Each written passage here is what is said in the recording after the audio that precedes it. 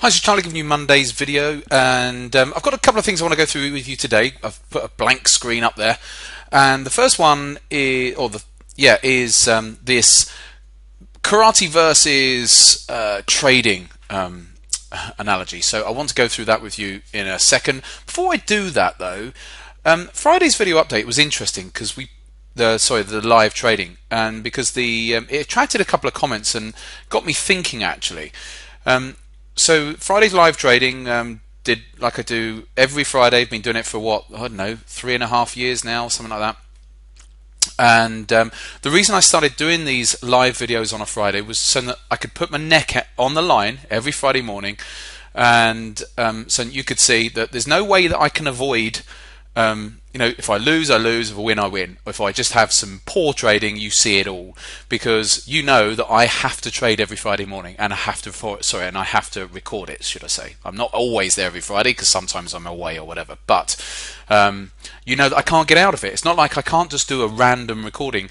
If I was some random educator, I could just put the recording software on every day and only then select the day that I actually had a winning day on, and the rest of the week I could be losing, couldn't I, for example? And then I could just put a video out saying, oh look, here you go, here's a winning trade.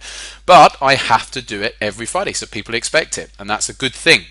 So, and it's been a good exercise over the last few years, and I just thought it really brought together some interesting thoughts here, because it was put up that if you're not currently a member in our room, you're missing out, and actually attracted some comments here.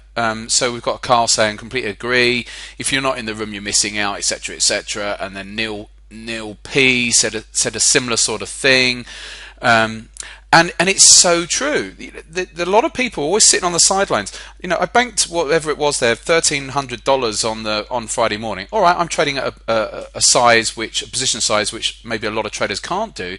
But if people are putting up a financial obstacle of joining the room, you have to pay to be in the room. It's a premium service, but you have to think of it that way. That how long would it take you of days like that where you've recouped your whatever it is, the cost, is it £1,000, something like that, for the trading room membership?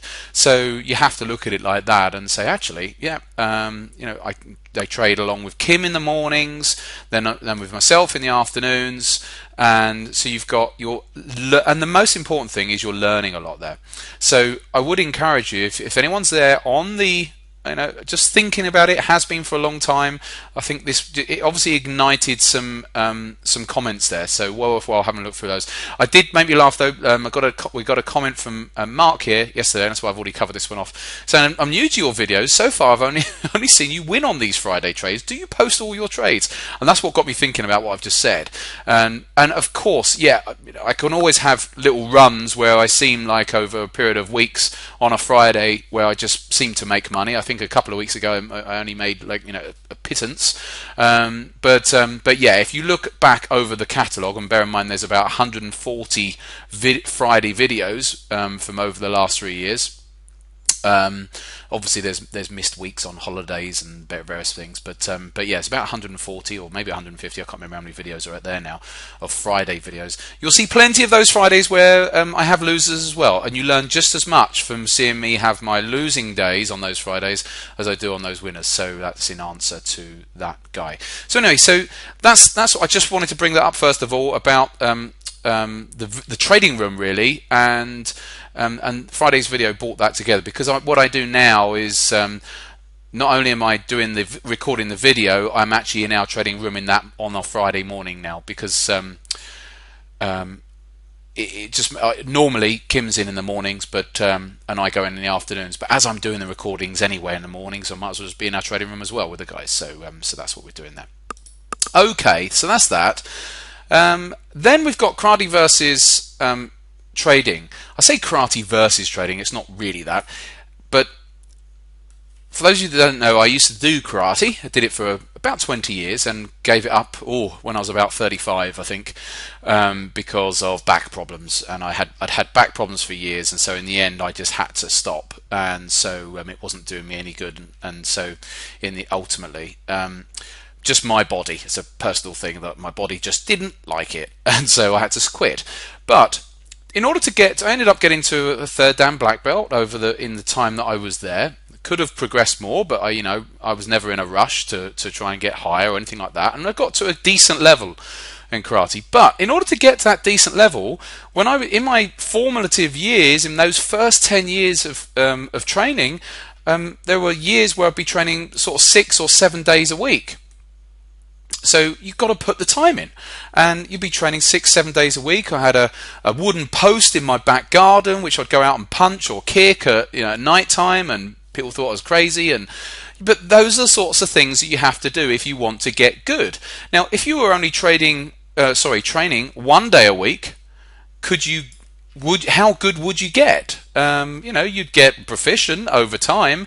You get proficient enough, but you're never going to be that good, because you've got to put the blood, sweat, and the tears in, and you're not going to get it just from 1 day a week.